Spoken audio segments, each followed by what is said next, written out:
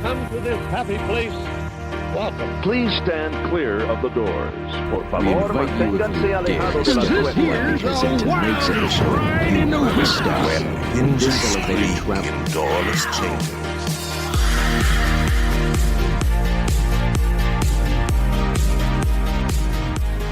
Hello and welcome to Miles from Main Street, your Far From Disney podcast. My name is Mikhailo, And I'm Brian, and we're here to talk about Disney World, but especially coping away from Disney. which we know a lot about being from the Midwest. Here at Miles from Main Street, our preferred travel agency is Magical Vacations by Kimberly. Kimberly is a Disney expert and can handle all of your Disney planning needs. She can also plan Universal and all major cruise lines. Contact Kimberly at magicalvacationsbykimberly@yahoo.com. And find her on Facebook and Instagram under Magical Vacations by Kimberly. So today on Miles from Main Street, we're talking about collections. Brian and I both have some collections. Brian's is a lot bigger than mine. Mine is fairly modest. I like to collect probably my biggest collection is the attraction artwork that they had at Disneyland and Disney World. My apartment is just all of the art in my apartment is all of the attraction posters. I have a Haunted Mansion one, a Tower of Terror. I have Great Movie Ride, and that's the TCM version. All the way down to Pirates of the Caribbean, and I have some Splash Mountain artwork. So that's kind of. I also like to say that I collect. I think I want to get into collecting Spirit jerseys. I have 2 right now, and Brian likes to make fun of me and tells me that 2 is not a collection. So, Brian, what do you want to you tell him what you got? Well, I've amassed a collection of magic bands just from having a family of 5 that goes on a few trips. I've also picked up a few of the design ones that are pretty cool as well. But what I've been working on more recently is the Disney Store keys. They've the last month or 2 they've been really pumping those out. So it's been fun picking those up. And they've got a Fantasia one and a Tigger key, and they just released a child key, and so it's been a lot of fun picking those up, easily displayable, and they're fun. The artwork's fun on them. Very cool. Yeah, Brian, I've seen pictures of Brian's house, and he definitely looks like a collector. It's all very cool. And we want to hear about the things that you guys collect. So we actually reached out to a couple people, and we did a couple interviews with some people who are Disney collectors. I think we did a pretty good job of finding some people that collect different things. That's one of the really cool things about Disney is that there's so many different areas that you can focus on. And we were able to find a couple of people that collect different things, and we got to talk to them about it. It was fun. Hey, so we got Anthony Mustacchio here. He's got a pretty unique Haunted Mansion collection. Anthony, how you doing today? Good, buddy. Good. How are you today? Good. Why don't you give us a little bit of a backstory as what brought you to Disney and kind of a little bit about what drove you to start collecting things? Well, my parents brought me to Disney when I was a kid. Every year, that was the yearly vacation. And then when we grew up, my parents decided to become annual pass holders. They started taking us twice a year, and sometimes we went 3 times a year. So I've always had Disney like in my blood, going all the way back to when I was a kid. Then as I became a young man, when I turned into my 20s and I started collecting things, I fell in love with the Haunted Mansion. I always liked it as a ride, but riding it like when you ride as a kid and like it's boo scary, as when you ride as an adult. I'm rambling. I apologize.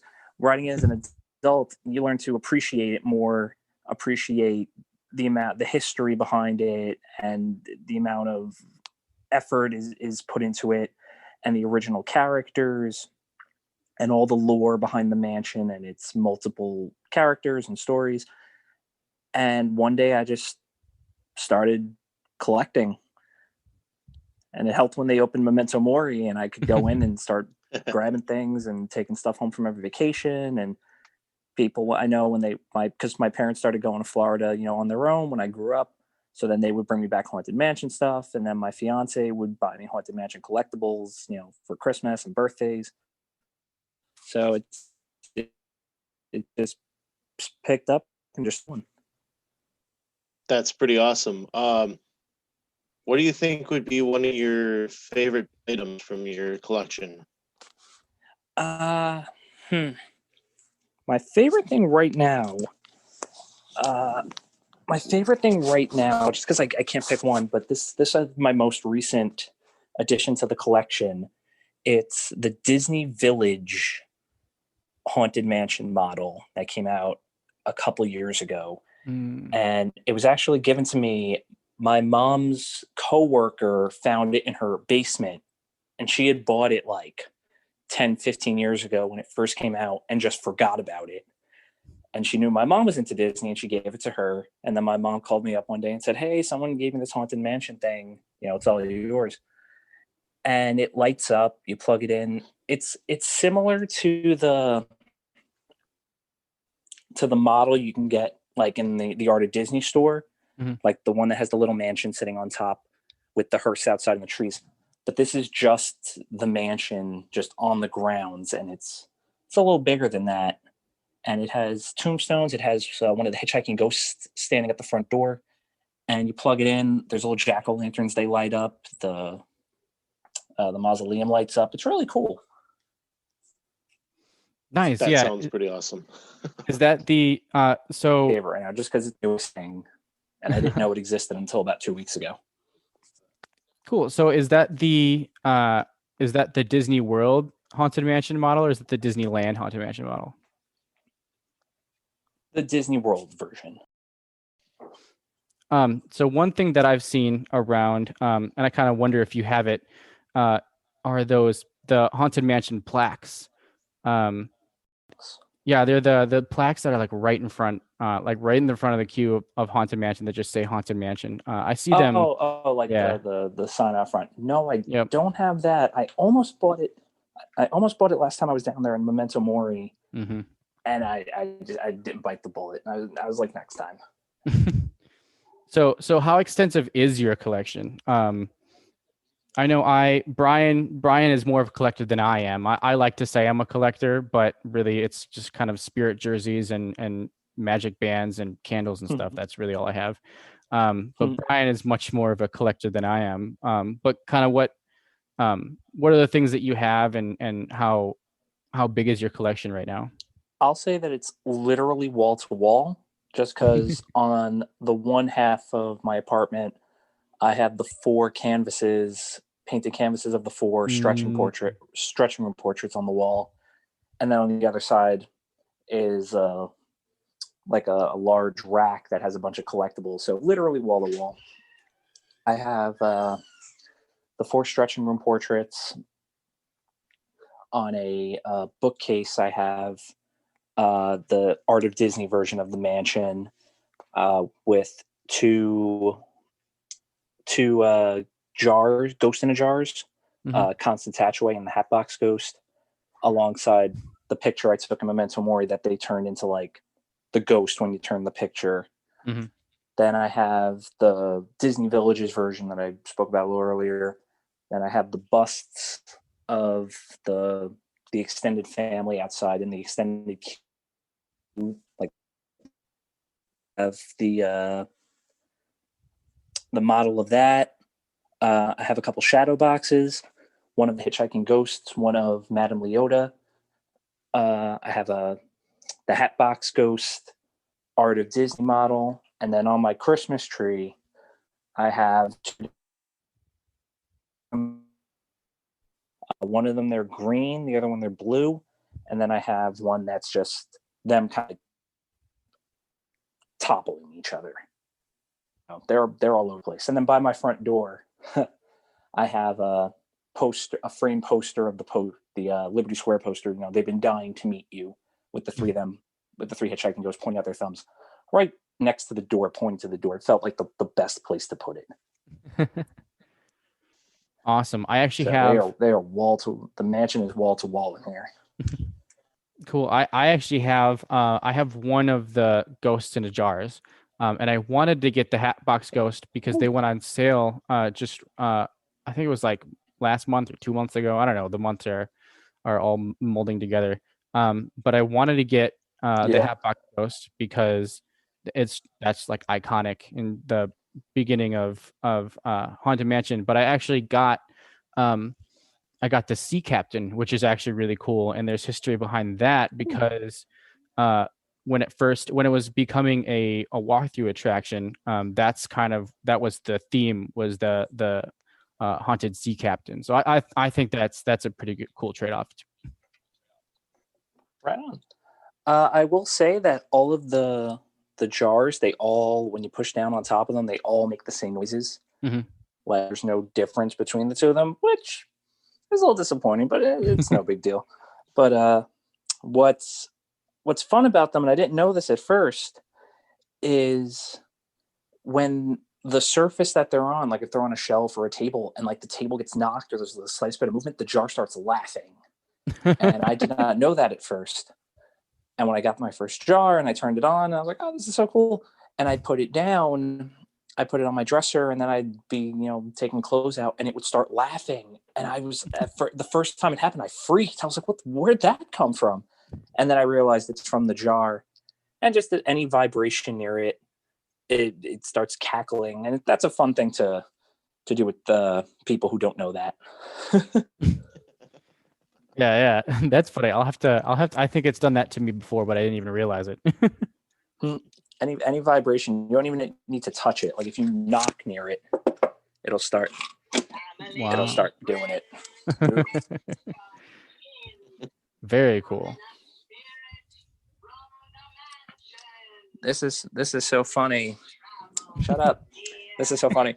As I went over to the jars just now, I found the Hatbox Ghost Christmas ornament that I guess I had gotten and put there waiting for my Christmas tree to go up, and I guess I kind of just forgot about it. So all right, one more ornament to go on the tree. Well, there you go. Couldn't have been a more appropriate time. Exactly. So Brian, how do you handle your collection? Are you just kind of, when you're at the park, you pick something up, or are you pretty active when you're looking for things, or are you active at looking for things online and different things? Not really active online. Usually if I'm in the parks, which who knows when that's going to be again, I usually pick something up. Usually something small, just because I'm afraid of it breaking. Like I'm afraid to get like one of the models and then take it home and it gets like messed up on the plane. It comes home broken. But usually something small. But usually for a birthday or Christmas or like an anniversary, my fiance, usually that's like a guarantee. In fact, on our anniversary a couple months ago, she actually ordered me a model of the ballerina girl in the tutu over the crocodile, but it came broken. And when she contacted Disney, they were like, yeah, we don't have them anymore right now. So oh damn. Always the fear with that. Mm-hmm. But yeah, never really looking online. But I usually end up with 2 or 3 things before the end of the year. And like with the village model of the mansion, sometimes I just luck out. Yeah, that's pretty awesome that you've amassed quite a collection here, and you really aren't working at it. You just kind of pick something up here and there, and it's just grown over the years. Yeah, I've noticed with like things like eBay, and because there's no real Brian and I have talked about this before. There's no real good place to really find all of the stuff that they have at the parks online. eBay is always kind of hit or miss, and especially for some reason with Haunted Mansion stuff on eBay, you either can't find it or it's like you so expensive. So Yep. I think it's because like it's kind of grown like a cult following over the last couple years. Yeah, it seems like Disney's really blown up in the last few years as a whole, but then yeah, these little pieces are really growing as well. It kind of like my collection. It kind of just blew up, just randomly. People started wanting Haunted Mansion stuff. They opened the store next to the ride, and they realized people will pay money to get cool stuff, and people like the collectibles. Cool. So, Brian, do you have anything else? All good here. Cool. Yeah. I'm great. I could sit and talk about Haunted Mansion all night. Yeah, same here. It's the best. I hope we get a good movie this time. Oh, right. Exactly. Thanks, Anthony, for coming out and talking to us about your collection and a little bit about the Haunted Mansion. Thanks so much for having me. So today we've got Laura Blanchard here with us. She is a Disney collector and a Disney fan as well. Laura, how are you doing today?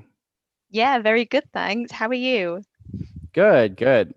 I understand you collect older Disney things, kind of like things that have a lot more history with them. Yeah, so I do collect some modern stuff as well. It's kind of a, I buy what I like, but the kind of era of Disney stuff that I prefer to collect and look into is anything from the 1930s, 40s, and 50s. Wow. So how do you go about finding stuff like that? I spend a lot of time on eBay. I will admit, I live on eBay just to find just the odd bit of Disneyana.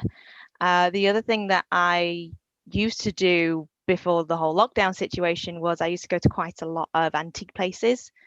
In Britain, you don't get so many flea markets and antique places that sell Disneyana, but every now and again you find something that's interesting and you kind of go, oh, that's so quintessential for the 1930s. I need to do more research into that. And if I like the price, I'll decide to take it home with me and then do some more research into where it's come from, why it was made, and just everything that I can get my hands on, really.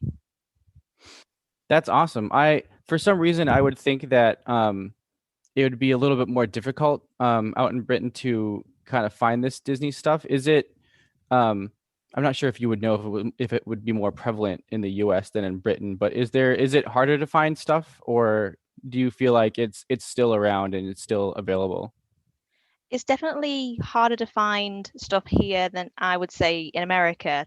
That's kind of the disappointing part of it is whenever I go on eBay, I have to kind of see, oh, hang on, where in the world is this coming from and how much import duty is this going to charge me? But back in the 30s and the 40s, the Disney company was able to issue out licensing to other countries. And so a lot of the stuff that I've found, whilst it is Disney, which is obviously quintessentially American, a lot of the products that I'm finding, which is mostly toys and lights, it's British companies that have made the product, but under the licensing of Disney. So I can find the odd bit. There's not a lot that's not getting too expensive now because, we're getting to nearly 100 years of, Alice and Oswald the Rabbit and Mickey Mouse. It's getting more and more rare and a lot harder to find. But yeah, it's got its challenges, but it's so rewarding when you find something. Oh, that's awesome. I've been a collector for a long time too on different things, and I know the excitement when you do find something. But like you said, it sounds like these things are pretty rare. So what led you to want to spend your time in that era? Well, I've always been a Disney fan. I mean, I was born in 1992. My brothers are older than I am, so I've been brought up on the kind of films that they like. So the older Disney films became, my love and passion. I guess for a long time I was a fan, just that I watched the films, which I enjoyed, and I loved the characters. But it's only been in the last few years that I've really looked into the history of Disney and how things are made and how Mickey Mouse came to be and all of that through my other hobby, which is I'm actually a historical reenactor. Oh, cool. So through doing reenacting, which I've done for 24 years, I've been reenacting different time periods. Started doing World War II maybe about 10 years ago, and recently started realizing, well, hang on a minute, there's a lot of Disney ties to what contributions they made during World War II in particular. And I found a niche of something that I could reenact, which then led to my interest in collecting stuff from that era that I could potentially wear or display.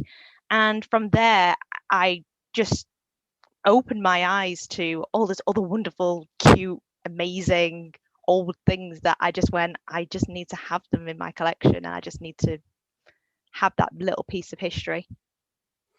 Awesome. Yeah, that's an awesome story. Just kind of how these things that kind of bring us into these collections and the Disney fandom is all very cool.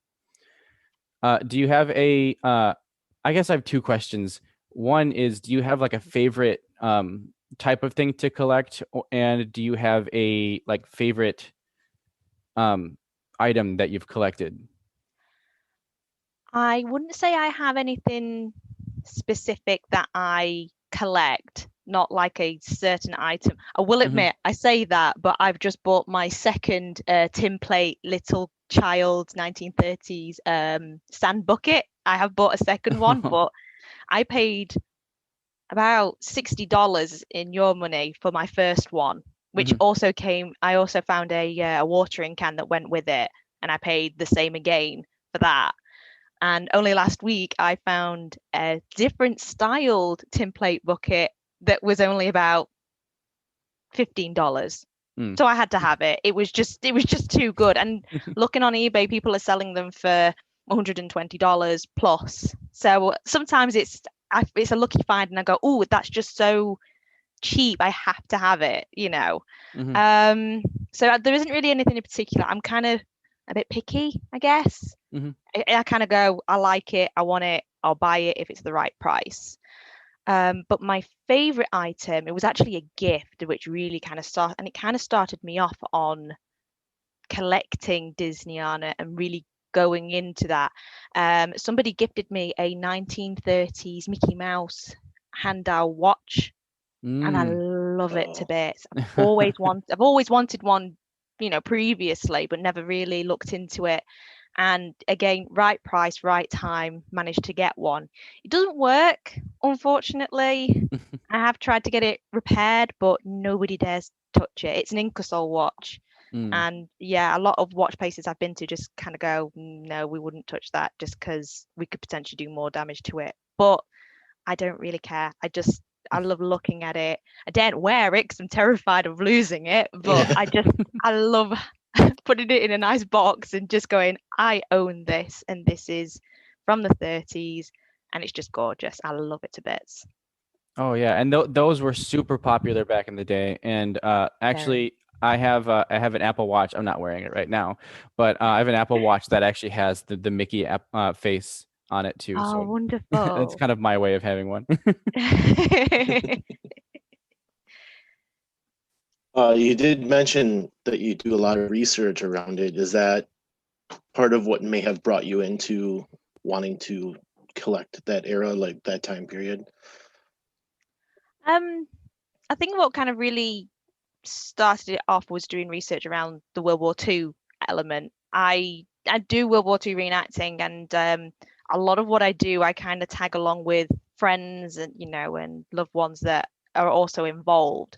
And I love what I do. Don't get me wrong. I mean, I represent some amazing women that were, you know, that fought and did their bit for World War II, but it wasn't really 100% me. So I wanted to find something that I could do that was really myself and personified me. And it all started when I looked up the Walt Disney Studios protest of 1941. And that was really interesting to read into. And it kind of just spiraled out from there. And I guess the research did kind of get me into collecting, but it was the protest at the Walt Disney Studios that really got me into it. And I was really intrigued, and I was fascinated and disappointed, and I felt so many different emotions for it. And I actually got somebody to make me some protest signs that were replicas of what protest signs they used, at obviously looking at photos, and went to an event protesting which no one had a clue what I was doing. And I heard people kind of saying, what is she protesting? Probably the war. And it's like, no, the protesting equal rights, and and not just between men and women, but between seniority and those who do particular animations in particular jobs. It's a lot more. But you know what? People came over and asked, and I was able to share what I knew and what I had researched and everything that I loved about Disney from a history perspective, and people just loved it. It was amazing, and it was amazing to feel like I was doing something that I could reference as me. That's awesome. That's an amazing story. That's great. Yeah. So here at Miles from Main Street, we're really into parks. That's kind of what brought Brian and I to the Disney fandom. And I would be remiss if I didn't ask you if you had any old parks memorabilia or anything like that. Yes. Most of it's actually been passed from when I went with my brothers. My brothers went to Orlando before I was born, and then we went again when I was about 5. Mum loves to comment on the fact that I absolutely hated everything about it. It's not true. I'm just a massive scaredy cat, and so the idea of going on a Jaws ride just terrified the heck out of me. And I was just scared of these things that I didn't understand. But recently, as I've been growing my Disneyana collection of my vintage stuff, I've also been finding the odd I found an Epcot glass, like a cocktail glass, which I kind of went, oh, well, nobody else is using this. That can go into the collection. And there was a mug of Figment from the Imagination ride. And I'm like, yep, that's definitely coming with me, because you don't see Figment anymore. And then there's so many people don't know who Figment is. That's going to become valuable personally, as well as obviously, financially. I did go to Disneyland Paris back in 2014, and I got some Minnie Mouse ears, as you do, and I got a photo album. It sounds really bad. I don't really see the value of modern stuff at the moment. Sure. I do have Disney stuff from that's modern, especially Christmas decorations. I am nuts about Christmas, but I really struggle because there's not a lot of stuff that's as adult as the vintage stuff. I've got a watch. I know there's, I've got a tin plate bucket as well, which, I can be a child with. But there's a lot more things that you can collect from the vintage era that, as an adult that loves Disney, can appreciate. But nowadays, you don't get that. There's not as many really nice, not too expensive kind of things of memorabilia or items that I kind of go, you know what, that's iconic, and it's going to be iconic for a very long time, and I'm going to buy that. I feel like the quality has changed significantly, and I think that's maybe why I'm more appealed to the older stuff than the modern. Yeah, that makes a lot of sense with what you're into too. Everything has a little bit more of a little more value into it because of the history and everything. So that makes a lot of sense. Cool. Brian, do you have anything else? All set over here. This has been a great conversation. Yeah, definitely. Well, thank you for having me. It's been a pleasure to share. Oh, yeah, it's been a pleasure having you.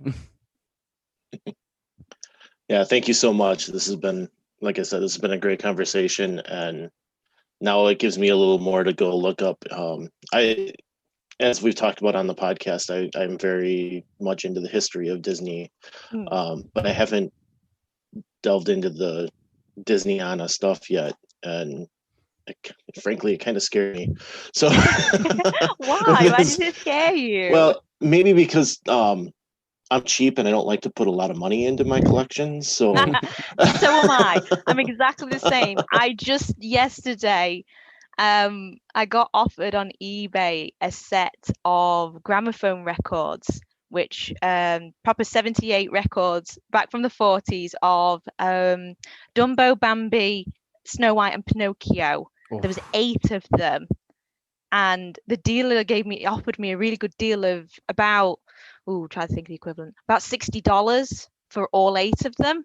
Mm-hmm. And I was kind of telling myself, well, it is worth it, because they're normally about, $25 a pop if you sell it to the right person. Or should I? It's getting close to Christmas. Yeah, but you have a gramophone record that's not doing anything. You got a gramophone player, and you want to collect them because you've already started collecting the gramophone record. Oh, yeah, fine. Bought. So I don't like to pay through my nose either. I think if you find something you absolutely love and you have to have it, you kind of go, well, I'll pay a little bit more for that. But no, I'm the same. I won't pay through my nose for something. It'd have to be something pretty impressive for me to do that. Sure. Yeah. But a good starting point, anybody that, if you do want to have a look, it's always worth looking at auction books, because they'll do an auction book maybe every year of Disneyana auction sales, and it always gives you an image of what's going to be at the auction, a little brief history of that item, and an estimated valuation. Now, evaluations can go either way, as you can see on eBay. Just because one average Joe is selling it for 95 quid does not mean that it's actually worth it, but it gives you a really interesting snippet into the history without having to potentially look too hard. And it's just, that's how I found out about so much of the merchandise that they used to sell at the original Disneyland, was just by looking through these auction books. And they've just got pages and pages of stuff that they said they sold at the parks. And it's like necklaces and watches and really lovely clothing, things that you're not going to get from Walmart, in America, or not the same quality, but really fantastic things. And you just get a brief history of what era they're from and how popular they were and how much they're worth. So if anybody wants to know how to start looking into that, look at auction books. They are wonderful to get a bit of knowledge quickly. This always happens. Once we think we're done with content, we just keep going. We keep talking about. Sorry. No, we do the same thing. Yep. Yeah. Just tell me to stop when you're ready. I know this is so with the way this all started was Brian and I were actually cousins, and we both share a big affinity for Disney. And once COVID started, we thought it would be cool to have a Zoom meeting and just talk about Disney. Yeah. Just like talk about like all things. And I think it took us like one Zoom chat to say like, maybe we should start a podcast. And so that's kind of how that all started. It was just, we wanted to get together and talk about it. And we thought it was interesting enough, hopefully it's interesting enough that people might want to listen to it. So. Well, definitely. I mean, if you get people that you can share these sorts of experiences. I mean, I'm not saying I'm that interesting, to be honest, but if you've got so many people that love one common thing and they all have their own stories as to why they collect, why they like one Disney park over the other, the great debate, who's better, Mickey or Minnie, it's all opinions, and it's all just something that you can share and just kind of go, let's have a conversation. And I mean, it was only by chance that I saw your post about who collects. I honestly didn't think I had anything worth talking about, because I have like 6 items and I call it a collection. Yeah. Hey, anything, I tell Mikhailo all the time, anything over 3 and you've got a collection. So. And he keeps making fun of me because I think that I collect Spirit jerseys and I only have 2. Oh. Yeah. So you mean you didn't get one in Black Friday sales? It was tough not getting anything on Black. Actually, oh no, I that wasn't Black Friday. I bought one of the actual face masks that look like a Spirit jersey, but that wasn't on Black Friday. So technically, that's my third. I'm calling it my third. Yeah, it counts.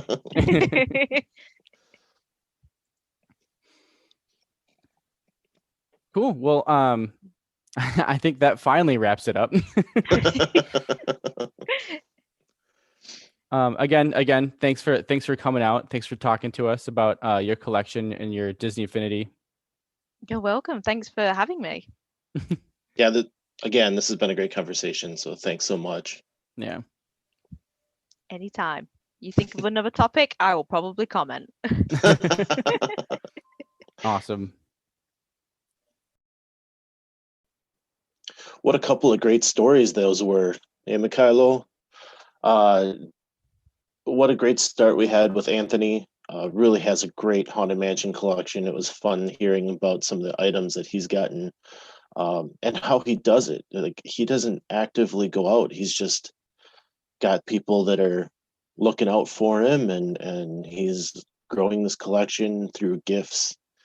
And how fun is that? And then Laura Blanchard, how cool is she going out and reenacting a Disney strike? That's like, you're really getting really into a niche there. But what fun they both have with their collections, and what a discussion we had with them. Oh yeah, I loved the history with Laura and everything like that. I think eventually we're just going to turn this into a Disney history podcast. Because we're both pretty into it. But kind of teasing what we have coming up, we actually did a third interview with a collector, and he collects only Mickey memorabilia. His name is Paul Botos, and we talked to him about his experiences with collecting Mickeys and his experience with the Disney company. So can't wait to show you guys that one, because it's some amazing stories. Yeah, he was actually brought to Disneyland and got to tour around and see a lot of different sites. So be sure to come back next week and check out that interview. It's quite a story. Well, that's all we got for you guys tonight. Thanks for listening to Miles from Main Street.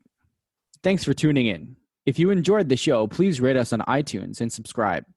Email us at milesfrommainstreetpodcast@gmail.com with any thoughts, and visit us on Facebook under Miles from Main Street. We'll be bringing more to you weekly and look forward to talking to you then. Until next week, remember, some live close, but most of us don't. So let's talk about it.